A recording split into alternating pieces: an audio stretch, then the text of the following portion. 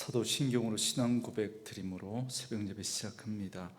전능하사 천지를 만드신 하나님 아버지를 내가 믿사오며 그 외아들 우리 주 예수 그리스도를 믿사오니 이는 성령으로 잉태하사 동정녀 마리아에게 나시고 본디오 빌라도에게 고난을 받으사 십자가에 못 박혀 죽으시고 장사한 지 사흘 만에 죽은 자 가운데서 다시 살아나시며 하늘에 오르사 전능하신 하나님 우편에 앉아 계시다가 저리로서 산자와 죽은 자를 심판하러 오시리라. 성령을 믿사오며 거룩한 공회와 성도가 서로 교통하는 것과 죄를 사하여 주시는 것과 몸이 다시 사는 것과 영원히 사는 것을 믿사옵나이다. 아멘. 이 아침에 우리에게 주시는 하나님의 말씀은 사사기 2장 11절에서 23절까지 말씀입니다. 사사기 2장 11절에서 마지막 23절 말씀까지. 오늘 PPT 영상이 자료를 올려놓는 웹 공간 업데이트가 되면서 또 자료가 날아가서 오늘은 화면에 PPT 화면이 제공되지 않습니다. 양해해 주시기 바랍니다. 사사기 2장 11절에서 23절까지 말씀입니다. 우리 말씀 찾으셨으면 한 목소리로 같이 읽습니다. 이스라엘 자손이 여호와의 목전에 악을 행하여 바알들을 섬기며 애굽 땅에서 그들을 인도하여 내신 그들의 조상들의 하나님 여호와를 버리고 다른 신들 곧 그들의 주위에 있는 백성의 신들을 따라 그들에게 절하여 여호와를 진노하게 하였으되 곧 그들이 여호와를 버리고 바알과 아스타롯을 섬겼으므로 여호와께서 이스라엘에게 진노하사 노략하는 자의 손에 넘겨주사 그들이 노략을 당하게 하시며 또 주위에 있는 모든 대적의 손에 팔아 넘기심에 그들이 다시는 대적을 당하지 못하였으며 그들이 어디로 가든지 여호와의 손이 그들에게 재앙을 내리시니 곧 여호와께서 말씀하신 것과 같고 여호와께서 그들에게 맹세하신 것과 같아서 그들의 괴로움이 심하였더라. 여호와께서 사사들을 세우사 노략자의 손에서 그들을 구원하게 하였으나 그들이 그 사자들에게도 순종하지 아니하고 오히려 다른 신들을 따라가 음행하며 그들에게 절하고 여호와의 명령을 순종하던 그들의 조상들이 행하던 길에서 속히 치우쳐 떠나서 그와 같이 행하지 아니하였더라.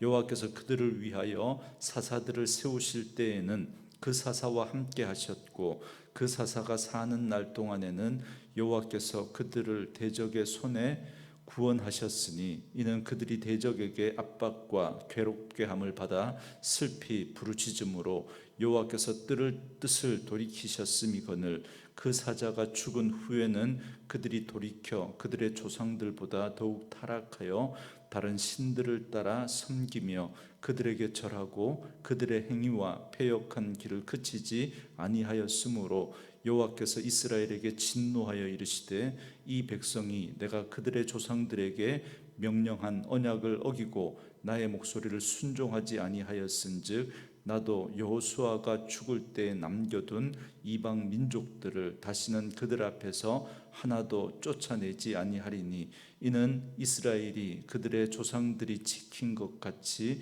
나 여호와의 도를 지켜 행하나 아니하나 그들을 시험하려 함이라 하시니라. 여호와께서 그 이방 민족들을 머물러 두사 그들을 속히 쫓아내지 아니하셨으며 여호수아의 손에 넘겨주지 아니하셨더라. 아멘. 오늘은 함께 읽으신 사사기 2장 11절에서 23절 말씀을 중심으로 악순환의 시작과 패턴이라는 제목의 말씀으로 잠시 은혜를 나누고자 합니다. 우리가 지금 보고 있는 사사기의 주요 인물은 사사들입니다. 그들은 모세나 여호수아와 같은 지도자가 없었던 시절, 그리고 이스라엘에 아직 왕이 없었던 시절에 이스라엘의 지도자들이었습니다. 이 사사들의 통치는 일시적이고 그리고 부분적이라고 하는 특징이 있습니다. 그래서 한 번도 이스라엘 전체를 통치했던 사사는 아무도 없었습니다.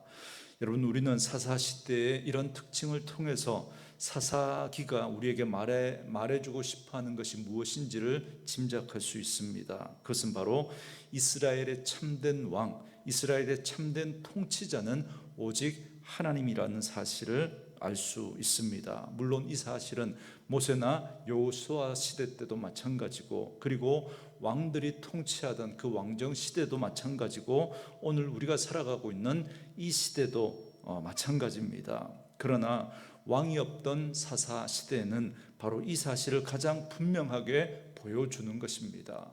하나님이 그들의 왕이 되시고 하나님이 그들을 다스린다는 사실을 하나님은 분명하게 보여주시고, 그래서 왕이 없더라도 특별한 지도자가 없더라도 하나님이 그 이스라엘 백성들을 다스리고 이끌어 가신다는 사실을 분명하게 보여주고 있는 것입니다.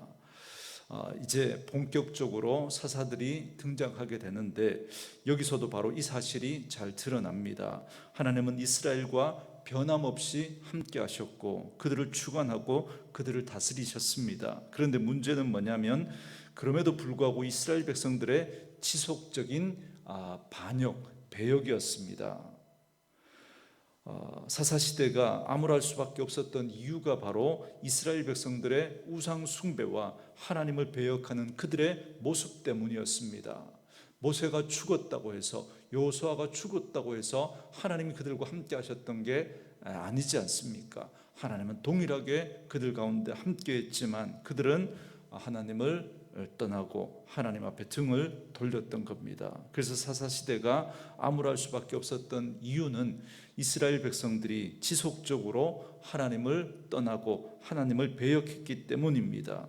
그리고 보면 가나안 땅에서 그들이 행한 우상 숭배가 가장 근본적인 문제였던 걸 알 수 있습니다. 그래서 오늘 본문은 이렇게 시작합니다. 11절과 12절에 이스라엘 자손이 여호와의 목전에 악을 행하여 바알들을 섬기며 애굽 땅에서 그들을 인도하여 내신 그들의 조상들의 하나님 여호와를 버리고 다른 신들, 곧 그들 주위에 있는 백성들의 신들을 따라 그들에게 절하여 여호와를 진노하시게 하였으되, 그럽니다. 먼저 오늘 말씀에서는 이스라엘이 여호와의 목전에서 악을 행했다 그럽니다. 그의 악의 구체적인 모습이 바로 우상 숭배였다는 걸 고발하고 있습니다. 13절에 보면 당시 이스라엘은 가나안 땅 백성들이 섬겼던 바알과 아스타롯이라고 하는 우상을 섬기기 시작합니다. 여러분, 히브리어로 바알이라고 하는 뜻이 뭐냐면 주인, 지배자라고 하는 그런 뜻입니다. 따라서 이스라엘이 바알을 섬겼다라는 건 그 자체로 뭘 의미하는 거냐면, 가나안 땅의 주인은 하나님이 아니라 바알이다라고 하는 그걸 인정하는 것과 같은 것입니다. 어떻게 이런 일이 가능합니까? 이스라엘이 어떤 민족이죠?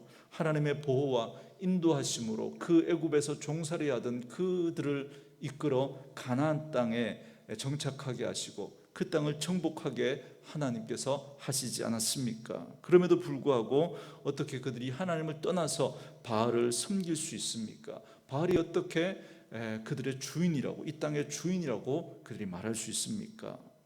그들이 처음부터 대놓고 바알을 섬겼던 건 아니었습니다. 하지만 그들은 당시 자신들의 필요에 따라서 남겨놓은 그 가나안 민족들과 함께 살아가는 그 과정 속에서 급속도로 그들의 풍습에 빠져들기 시작했고, 급기야 그들이 섬기는 바알이라고 하는 그 우상까지 그들은 섬기게 된 겁니다. 실제로 가나안 땅은 주로 농사를 짓는 그런 농경 사회였습니다. 이건 유목 생활에 익숙했던 이스라엘 백성들에게는 낯선 것이었죠. 그래서 당연히 이스라엘은 가나안 백성들이 농사 짓는 그 모습들을 지켜봤을 것이고, 그 과정에서 가나안 백성들은 바알과 아스타로스에게 제사 지내는 그 과정을 보게 된 겁니다. 바알과 아스타롯은 농경신입니다. 그래서 그들은 이런 제사를 지내면서 더 농사를 잘 지을 수 있다는 그 가나안 백성들의 그 말에 그렇게 솔깃하게 될 수밖에 없었던 거죠. 그래서 그들은 이방 문화에 급속도로 그렇게 동화되어 가고 거기에 빠져들어가게 되었던 겁니다. 때문에 하나님은 이스라엘 백성들에게 결코 가나안 땅과 그 풍습과 그 규례를 따르지 말 것을 명령하셨을 뿐만 아니라 우상을 섬기지 말라고 하나님은 거듭 이 점을 이야기했습니다. 그래서 여호수아의 마지막 고별 설교에서도 절대 가나안 땅에서 그들과 언약을 맺지 말고 우상을 섬기지 말라고 했습니다. 이스라엘 백성이 이것만 제대로 지켰다면 그들의 역사는 새롭게 기록되어졌을 것입니다. 하지만 안타깝게도 이스라엘은 너무나 급속도로 가나안 종교에 빠져들고야 말았습니다. 그래서 14절과 15절 말씀같이 하나님을 진노하게 했고 이스라엘 백성들에게 그래서 재앙이 임하게 된 겁니다. 이 때문에 이스라엘은 하나님의 징계로 인해서 고통을 당할 수밖에 없었죠. 그럴 때 이스라엘 백성들은 정신을 차리고 또 하나님께 회개하고 또 하나님께 부르짖기 시작합니다. 그러면 하나님은 그들을 그냥 내버려 두시지 않으시고 사사들을 세워서 이스라엘을 구원해 주셨습니다. 하나님은 이스라엘을 사랑하시고 결코 그들을 외면하지 않으셨습니다. 그들이 우상에 빠져 허우적거릴 때에도 하나님의 그 사랑은 변하지 않았습니다. 그래서 하나님은 그들을 구원하실 도구로 사사를 세워서 이스라엘을 구원해 내십니다. 하나님은 그래서 그 사사들과 함께 하셨고 이를 통해서 이스라엘의 그 고통 가운데 하나님께서 그들을 구원하시고 그들을 고통스럽게 했던 그들을 몰아내셨습니다. 하지만 이스라엘 백성들은 그때뿐이었습니다. 17절에 보면 그들이 그 사사들에게 순종하지 아니하고 오히려 다른 신들을 따라가 음행하며 그들에게 절하고 여호와의 명령을 순종하던 그들의 조상들이 행하던 길에서 속히 치우쳐 떠나서 그와 같이 행하지 아니하였더라 그럽니다. 이스라엘 백성들은 또다시 또 타락의 길로 빠져버리고 맙니다. 그들은 점점 더 악해지기 시작하고 타락해져 갔습니다. 우상 숭배에서 돌이킬 기미를 전혀 보이지 않습니다. 그들은 계속해서 또 멸망의 길로 달려가고 맙니다. 그래서 하나님은 또다시 이스라엘 백성들을 고치시기 위해서 또 심판을 내리셨던 겁니다. 여러분, 이것이 앞으로 우리가 계속해서 사사기를 통해서 살펴보게 될 이스라엘 백성들의 그 죄악의 패턴입니다.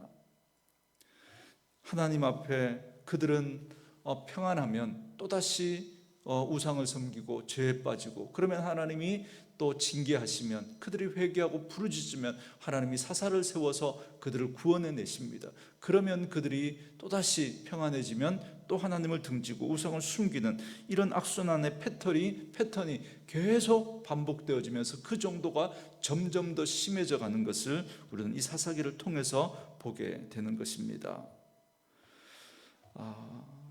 하나님께서 하나님의 말씀을 잘 지켜 행하기를 원하셨지만, 그러나 이 사사시대의 역사는 이스라엘의 범죄와 하나님의 징계, 그리고 이스라엘 백성의 회개와 하나님의 구원의 역사가 계속해서 반복되어지는 그런 역사입니다.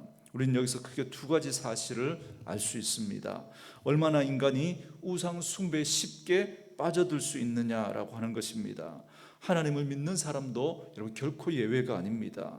지금 사사기에서 우상 숭배를 행하고 있는 이 사람들도 하나님을 섬겼던 이스라엘 백성들 아닙니까? 그렇다면 왜 그들이 이렇게 빨리 우상 숭배에 동화될 수밖에 없었던 걸까요? 하나님보다 세상의 안일과 세상의 유익과 자기 욕심을 채우는 일에 빨랐기 때문에 그렇습니다. 여러분, 오늘날 우리도 하나님을 섬긴다고 하면서 우리의 신앙의 중심이 하나님에게 있지 않고 내게 있으면 여러분, 우리 역시도 우상 숭배에 빠질 수 있습니다. 그들처럼 바알이라고 하는, 아스다롯이라고 하는 그런 어떤 만들어진 그 우상에게 우리가 절하고 그에게 복을 비는 그런 모습은 아닐지라도 우리는 하나님을 우상처럼 섬길 수 있는 거예요. 하나님을 섬긴다고 하지만 사실 그 중심에 들어가 보면 하나님을 섬기는 것이 아니라 내가 주인 되어서 하나님이 내가 원하는 것을 채워줘야 하는, 내가 원하는 것을 들어줘야 하는, 나는 조금 더 바뀌지 않고 하나님이 내게 맞춰줘야 하는 그런 모습으로 신앙생활을 하게 됩니다. 여러분, 그건 우상 숭배입니다. 하나님이라고 하는 내가 만들어낸 신을 우리는 하나님이라고 하면서 우리는 우상을 숨기고 있게 되는 겁니다. 그래서 오늘도 이 말씀을 통해서 우리의 신앙의 중심이 하나님에게 있는지 내게 있는지 우리 잘 점검해 보아야 할 것입니다. 그래서 우리는 하나님의 말씀을 붙들고 말씀이 우리에게 뭐라고 말씀하시는지를 우리는 끊임없이 점검하고 하나님 중심의 믿음을 회복해 가야 합니다. 그래야 우리가 우상 숭배에 빠지지 않을 수 있습니다. 또한 우리는 이처럼 인간이 하나님을 버리고 우상을 섬기는 그 죄를 범할지라도 결코 포기하지 않으시고 끝까지 이스라엘을 사랑하시고 구원하시려고 하셨던 하나님의 은혜를 또한 우리는 발견하게 됩니다. 이스라엘은 자꾸만 하나님을 떠나려고 합니다. 하지만 하나님은 끝까지 그들을 붙드시고 그들을 포기하지 않으십니다. 이것이 비록 겉으로 보면 사사기의 역사가 암울해 보여도 사사기가 결코 절망의 시대만이 아닌 이유가 바로 여기에 있습니다. 하나님께서 끝까지 포기하지 않으시고 그들을 지키시고 그들을 구원하시려고 하시는 그 하나님의 손길을, 그 하나님의 마음을 우리는 이 사사기를 통해서 발견할 수 있습니다.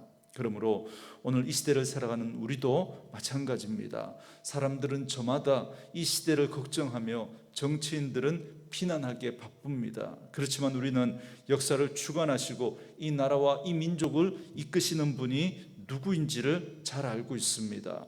그래서 이 나라가 숱한 어려움과 고비와 그 위기의 순간들을 지금까지 잘 넘겨올 수 있었던 겁니다.